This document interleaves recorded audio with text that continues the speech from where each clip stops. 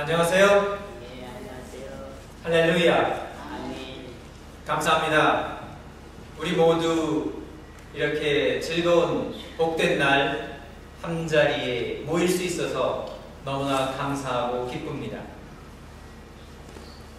오늘 함께 나누고자 하는 말씀은 회개에 알맞는 열매를 맺어라입니다.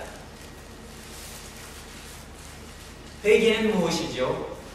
회개라고 하는 것은 탕자의 비유를 통해서 말씀드린 것과 마찬가지로 그 자신의 잘못 혹은 그 자신의 죄를 깨닫고 내가 내 아버지에게 잘못했구나. 내가 아버지께 모든 재산을 다 요구한 다음에 먼 나라로 가서 모든 재산을 탕진하고 그런 다음에 돼지 여물로 배를 채우다가 정신이 들었습니다. 내가 정말 잘못했구나. 아버지께로 돌아가야지. 그렇게 아버지께로 돌아가는 것, 내가 잘못했다는 것을 깨닫고 돌아가서 일어나서 아버지께로 돌아가는 것이 회개라고 말합니다. 모든 그리스도인들은 바로 하나님께로부터 멀어졌기 때문에 회개한 사람들입니다. 하나님 아버지를 향해서 나아가고 있는 사람들입니다. 우리 모두가 다 회개한 사람들이죠. 그런데 세례자 요한도 마찬가지로 회개의 세례를 베풀었습니다. 그런데 그 회개의 세례를 베품을 받은 사람들이 회개했으면 어떻게 해야 합니까? 라고 질문을 하는 것이 오늘 본문의 내용입니다. 오늘 본문으로 저희가 가서 말씀을 나누기 이전에 예수님께서 저주하시는 내용을 먼저 말씀드리고 싶습니다. 왜 저주를 하신고 하니 열매를 맺지 않았기 때문입니다. 열매가 없었기 때문에 예수님께서 저주를 하십니다.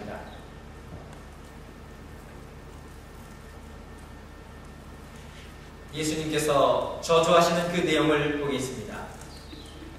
예수께서 무화과 나무를 저주하시는 경우를 여러분 다 아실 겁니다.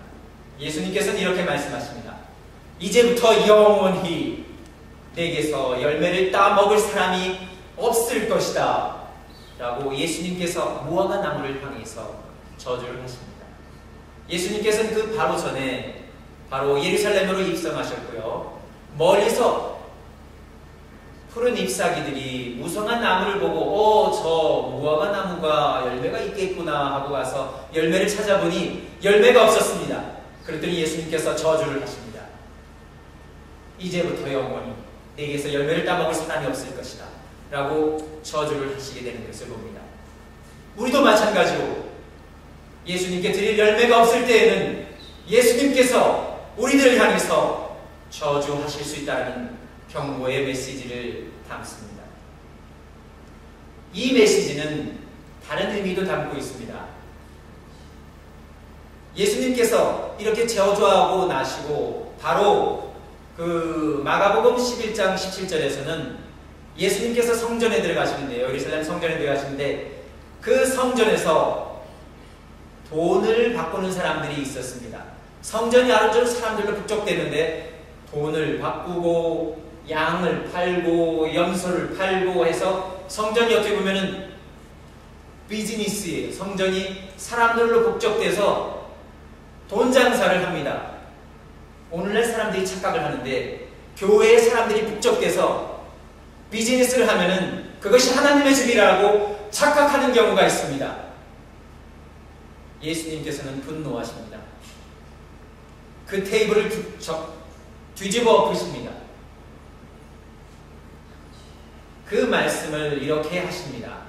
예수님께서 하시는 말씀입니다. 기록한 바 내 집은 만민이 기도하는 집이라고 불릴 것이다 하지 않았느냐? 그런데 너희는 그것을 강도들의 소굴로 만들어버렸다. 비즈니스를 하되 정직한 비즈니스도 아니고 대제사장과 그 당대의 종교 지도자들이 그 성전에서 돈을 바꾸는 사람들과 장사하는 사람들의 이익을 취하여 그것을 자기의 배를 불리는데 배 욕심을 채우는 데 쓰고 있었던 것입니다. 예수님께서 이러한 일을 하셨을 때 그 대제사장과 종교 지도자들이 어떻게 했습니까? 예수를 죽일 모의를 합니다. 아니, 이 인간이 누구냐? 왜 우리가 하는 이 비즈니스를 방해하느냐? 예수 그리스도를 죽이려고 모의를 하게 되는 것을 보게 됩니다. 그 다음날 베드로가 그 저주받은 무화과 나무를 보았습니다. 저것 좀 보십시오.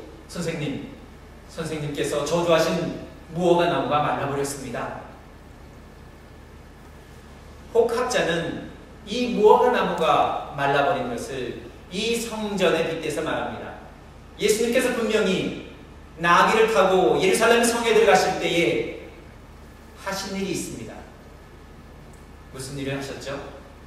예수님께서는 멀리서 나귀를 타고 그 예루살렘 성에 입성하시고 나서 눈물을 흘리십니다. 예루살렘이 장차 어떻게 될 것이라는 것을 알고 계셨기 때문에 예루살렘을 향해서 눈물을 흘리십니다.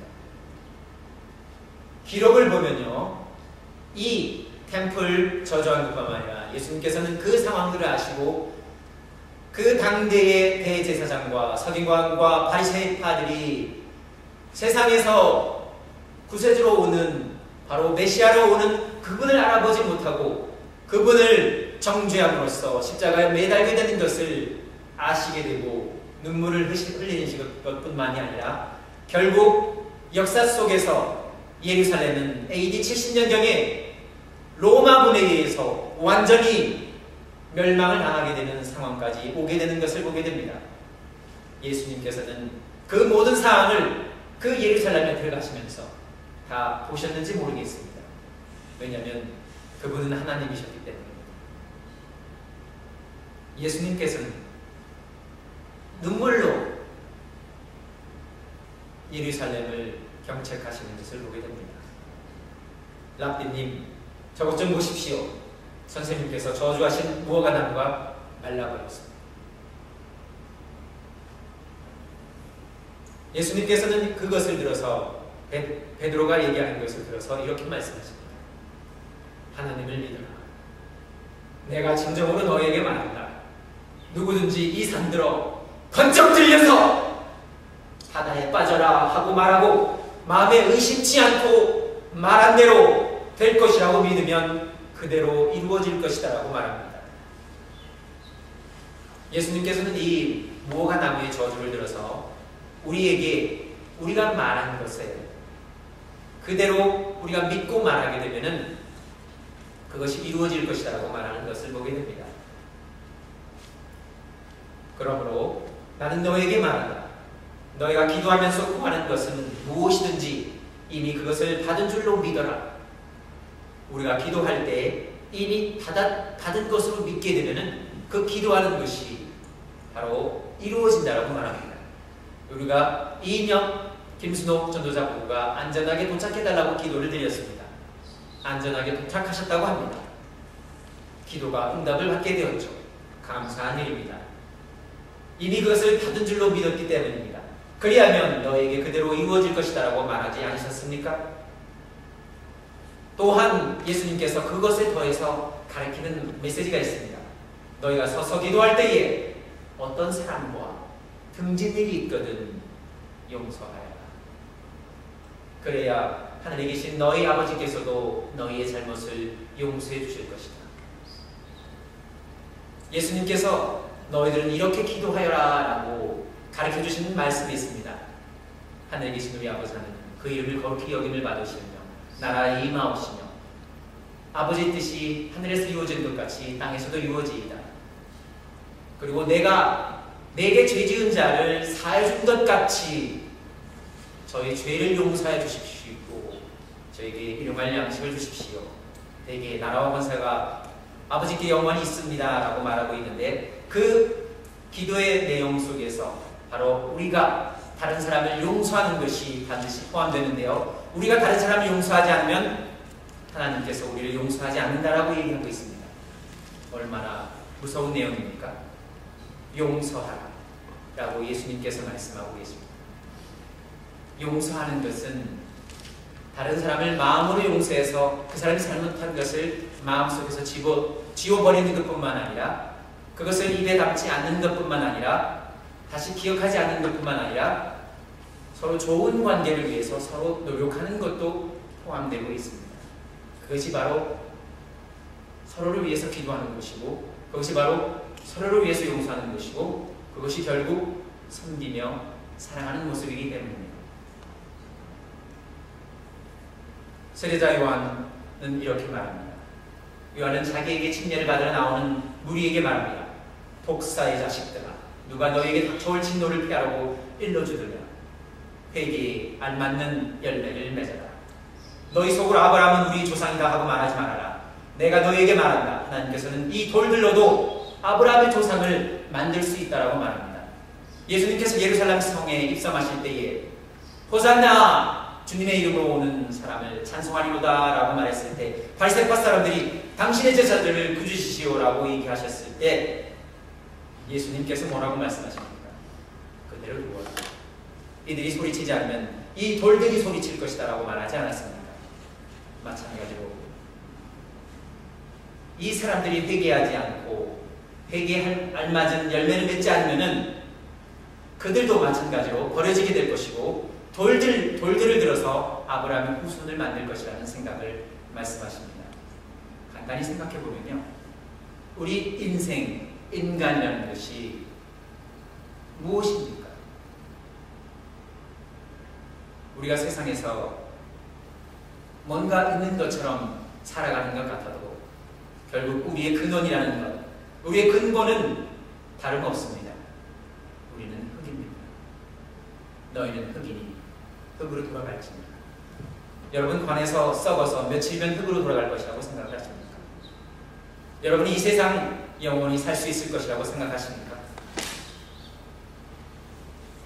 너희들은 흙이라고 하는 말씀, 또 하나님께서는 아브라함 조상을 끝까지 살려주시겠다라고, 그들이 무슨 잘못을 하시겠다라고 얘기하셨다 할지라도 이렇게 말씀하십니다. 이 돌들로도 아브라함의 자손을 만드실 수 있다라고 말씀하십니다. 그 당대의 사람들을 보면요, 그 자신들이 종교적인 어떤 행위를 혹은 자기 조상들을 더 자랑합니다. 우리 부모님은 신앙이 좋으셨어. 내 신앙이 아니라 우리 부모님이, 우리 조상은 신앙이 좋으셨어. 내 신앙이 아니라. 우리 교회는 무슨 엄청난 좋은 일을 많이 하고 있어. 내가 하는 건 없고. 그렇게 핑계댈 것이 없다라고 분명히 말합니다. 이스라엘 사람들은 아브라함 혹은 다윗이 왕이라고 자랑하면서 그 자신들이 하나님의 계명을 어기는 그러한 모습을 보여줬습니다. 예수님께서는 그런 것들을 질책하시고요, 세례자 요한도 그것을 말하고 있습니다. 도끼를 이미 나무 뿌리에 갖다 놓으셨다. 그러므로 좋은 열매를 맺지 않는 나무는 다 찍어서 불 속에 던지신다. 열매를 맺지 않으면 찍어서 불 속에 던지신다는 말입니다. 다시 말하면 심판을 받게 된다는 말입니다. 열매가 없으면 그 무화과 나무가 저주를 통하여 말라버린 것처럼 불 속에 던져진다는 얘기입니다. 영벌에 처해진다는 얘기입니다. 그리고 그런 얘기를 들었을 때 무리가, 백성들이 요한에게 묻습니다. 그럼 우리가 어떻게 해야 되겠습니까? 어떻게 해야지 하나님 뜻에 맞게 행동할 수 있겠습니까? 라고 물었을 때 요한이 그들에게 대답합니다. 속옷을 2벌 가진 사람은 없는 사람에게 나눠주고 먹을 것을 가진 사람도 그렇게 하라. 간단히 말하면 나누어 가지라. share. 나누어 가지라라고 얘기하고 있습니다. 근데 세리들도, 죄인이라고 하는 세리들도 왔습니다. 침례를 받으러 와서 이렇게 묻습니까? 선생님, 우리도 어떻게 해야 되겠습니까? 요한이 그들에게 말합니다. 너에게 정해준 것보다 더 받지 말아라. 정해준 약속이 있는데요, 바로 세리들은 로마 사람들을 위해서 일하고 있기 때문에 로마 사람들이 정해준 기준이 있습니다. 세를. 근데 자기들의 뱃속을 채우려고 그 기준보다 더 많이 받아요. 그리고 그 로마 사람들한테 받은 그 세를 로마 사람들한테 주고 더 많이 받은 것은 자기가 착복하죠. 그래서 세리들은 어떻게 됩니까? 부자가 되죠. 그렇게 되면. 그렇기 때문에 모든 이스라엘 사람들, 유대인 사람들이 그 세리들을 죄인이라고 시기를 합니다. 왜냐하면 저 사람들은 정직하지 못한 사람들이다. 저 사람들은 거짓말하는 사람들이다라고 말하고 있기 때문에 그 세리들을 싫어했던 것이죠. 그래서 세례 요한은 뭐라고 얘기합니까? 너에게 정해준 것보다 더 받지 말라라 라고 말합니다. 군인들이 또 와서 묻습니다. 그럼 우리는 어떻게 해야겠습니까? 라고 했을 때 아무에게도 협박하여 억지로 빼앗거나 거짓 고소를 하여 빼앗거나 속여서 빼앗지 말라. Don't take anything by force. 어떤 것을 강제로 취하지 말라라고 얘기합니다. 너의 봉급을 만족한 것으로 여기라 라고 말합니다. 우리가 무엇을 가졌든지 그것이 우리에게는 족한 것이고 우리에게 필요한 것이고 그렇기 때문에 우리는 더 필요한 것이 없고 만족하고 감사할 줄 알아야 된다고 말하는 것을 보게 됩니다. 이것이 바로 세례자 요한이 말한 것입니다. 세례자 요한은 뭐라고 얘기했다고요? 바로 저희들에게 세 가지를 말하고 있습니다. 나누라, 간단히 요약합니다. share하라고 얘기하고 있고요. 정직해라, be honest라고 얘기합니다. 그리고 세 번째, 빼앗지 말라, don't take anything by force. 아주 쉽게 말합니다. 세례자 요한이 말한 이것은 제가 거꾸로 생각하면은 모세 10계명을 다시 생각나게 합니다. 모세 10계명 중에 10번째는 뭡니까? 탐내지 말라. 내 이웃에 있는 여종이나 남종이나 내 이웃에 있는 어떠한 것도 탐내지 말라라고 말하는 것을 봅니다. 왜 나누어야 하냐면은 우리가 가진 것이 많아서 내 형제가 죄를 짓고 내 형제가 내가 가진 것을 탐내게 되지 않도록 내가 가진 것이 있으면 그것을 나누는 마음, 내 형제를 사랑하는 마음을 보여주기 위한 것입니다. 그것은 바로 10계명에 탐내지 말라라고 하는 그 계명을 그대로 지키는 것이기도 하고요. 정직해라 라고 말하는 것은 10계명 중에 제9계명입니다. 그것은 거짓 증거하지 말라. 이 사람이 말한 것을 부풀리지 말고 더하지도 말고 빼지도 말고 거짓말로 하지 말아서 거짓 증거하지 말라라고 말하는 것이고 정직하라라고 말하고 있습니다. 내가 받은 내가 책봉받은 그 요가 있으면 그것만 징수를 해야지 왜 더 받아서 내 배를 채우냐라고 말하는 것이죠. 그리고 빼앗지 말라라는 그런 말은 군인들은 힘이 있습니다. 자기가 힘이 있다라고 어떤 지위가 있다라고 그 지위를 이용하여 다른 사람들을 못살게 굴고 뺏고 함부로 한다라는 그런 것들은 그 권위를 잘못 사용하는 것이라고 분명히 말합니다. 빼앗지 말라라고 말하는 것은 바로 도둑질하지 말라라는 말과 같습니다. 이렇게 사람들이 10계명을 어기면서 하나님의 계명을 어기면서 자기들은 하나님 앞에 떳떳하다라고 말하고 예수님께서 들어가신 그 성전은 사람들로 북적됩니다. 그 예수님께서 들어가신 그 집은 어떠한 집이어야 했습니까? 그 집은 다름 아닌 기도하는 집이어야 했습니다. 그러나 그 기도하는 집이 아니라 비즈니스 하는 집이 되었고 사람들로 북적된다면 예수님께서 그대로 두셨겠습니까? 바로 그분의 분노가 그 성전을 삼키리라는 그 이사야의 말씀처럼 예수님께서는 그 성전에서 그분의 분노를 보여주십니다. 예수님께서는 결국 그분께서 가셔야 하는 고행의 길로 가신 것을 보게 됩니다. 세 개의 십자가가 이렇게 서 있죠. 이 십자가에 예수님께서는 가운데에 달리셨다고 말합니다. 양쪽 옆에 있는 죄인들이 하나는 구원을 받고 하나는 구원을 받지 못했습니다. 여러분들은 어떤 사람이 되시겠습니까? 예수님께서 분명히 말씀하십니다. 회개에 알맞은 열매를 맺으라 라고 말하는 것을 보게 됩니다. 예수님께서 하시는 경고의 말씀을 다시 한번 언급합니다. 이제부터 영원히 내게서 열매를 따먹을 사람이 없을 것이다. 무화과 나무의 저주를 기억하시기 바랍니다. 여러분에게서 찾을 열매가 없을 때 예수님께서도 마찬가지로 말씀하실 수 있습니다. 그러면 우리가 어떤 열매를 맺어야 된다고 얘기하고 있습니까? 바로 성경에는 말씀을 그대로 지켜야 된다고 말하고 있고요. 회개에 알맞는 합당한 열매를 맺어야 합니다. 세례자 요한은 회개에 알맞은 열매를 맺으려면 이렇게 하라고 얘기했습니다. 나누라, 정직하라, 빼앗지 말라. 그 10계명 19, 8계명이라고 분명히 말씀드렸습니다. 신약에서는 어떻게 말하고 있는지. 신약에서는 백이 알맞은 열매를 맺으면 좋은 땅이 되라고 얘기합니다. 좋은 땅이 되어서 좋은 열매를 맺을 수 있다라고 말합니다. 그 좋은 땅에 돌이 가득하고 가시덤불이 가득하고 또한 쓰레기와 오물로 가득하다면 그 땅이 열매를 맺을 수 있겠습니까? 100배, 60배, 30배의 소출을 얻을 수 있겠습니까? 좋은 땅이 되려면 어떻게 해야 한다고 했습니까? 여러분 스스로의 마음을 갈구고 닦아서 좋은 마음의 밭으로 바꿔야 된다고 얘기하지 않았습니다. 우리의 마음을 좋은 땅으로 바꾸려는 노력을 하십시오. 우리 마음, 우리 스스로가 좋게도 하고 나쁘게도 할 수 있기 때문입니다. 그리고 또 한 가지 예수님께서 요한복음 15장에서 말씀하신 것처럼 그리스도 안에 거하라고 분명히 말합니다. 내가 너희 안에 거하고 너희가 내 안에 거하면 너희가 열매를 맺는 데 부족하지 않을 것이다 라고 얘기합니다. 그리고 또 한 가지 요한복음 12장 24절에서는 너희가 죽어야지 열매를 맺을 수 있다라고 말하고 있습니다.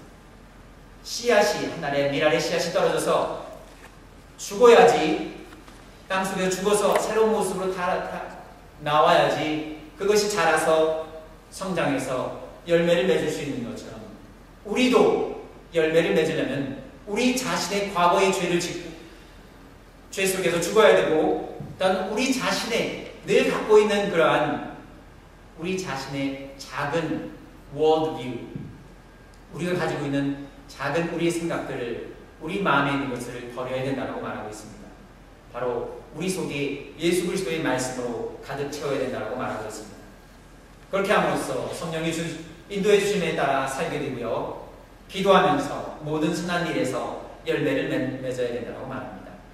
우리가 선한 일을 하는 것, 선한 행동을 하는 것은 성경에서는 신약 성경에서는 좋은 열매를 맺는 것이라고 얘기를 하고 있습니다. 또한 열매를 맺기 위해서는 하나님께서는 우리들을 연단하십니다. 하나님의 말씀은 성령의 감동으로 된 것이로 교훈과 책망과 바르게 함과 의로 교육하기에 유익하다고 말하고 있습니다. 교훈뿐만 아니라 하나님께서는 분명히 우리에게 책망을 주십니다. 우리가 열매를 맺지 못할 때 저주하실 수 있다는 말씀입니다. 책망을 하시고요. 연단을 통해서 시험을 통해서 우리가 바르게 될 수 있도록 얘기하시고 하늘의 지혜를 받습니다. 하늘에서 내려오는 온갖 지혜를 받고 하나님 성품에 참여하게 됩니다. 무릇 징계는 어떤 것이든지 그 당시에는 즐거움이 아니라 괴로움으로 여겨지지만 나중에는 이것으로 훈련받은 사람들에게 정의의 평화로운 열매를 맺게 합니다. 시기심과 경쟁심이 있는 곳에는 혼란과 온갖 악한 행위가 있습니다. 그러나 위에서 오는 지혜는 우선 순결하고 다음으로 평화스럽고 친절하고 온순하고 자비와 선한 열매가 풍성하고 편견과 위선이 없습니다. 정의의 열매는 평화를 이루려는 사람들이 평화를 위하여 그 씨를 뿌려서 거두드리는 열매입니다. 바로 순결하고 평화스럽고 친절하고 온순하고 자비하고 선한 그러한 것들도 열매라고 얘기하시는 것을 보게 됩니다. 그런 것들이 우리 속에 가득해야 하겠습니다. 마지막으로 이러한 권면의 말씀으로 마치고자 합니다. 예수 그리스도는 이 영광과 더불어 귀중하고 아주 위대한 약속들을 우리에게 주셨습니다. 그것은 이 약속들로 말미암아 여러분이 세상에서 정욕 때문에 우리가 가지고 있는 욕심 때문에 부패하는 사람이 되는 것이 아니라 하나님의 성품에 참여하는 사람이 되게 하시려는 것이다라고 말합니다. 그러므로 여러분은 열성을 다하여 여러분의 믿음의 덕을 더하고 덕의 지식을 더하고 지식의 절제를 더하고 절제의 인내를 더하고 인내의 경건을 더하고 경건에 신도 간의 우애를 더하고 신도 간의 우애의 사랑을 더하도록 하십시오. 이러한 것들이 여러분에게 갖추어지고 또 넉넉해지면 여러분은 우리 주 예수 그리스도의 아는 일에 게으르거나 열매를 맺지 못하는 사람이 되지 않을 것입니다. 바로 신의 성품에 참여하는 사람이 되어라 라고 말하고 어떻게 신의 성품에 참여하는지 말하고 있었습니다.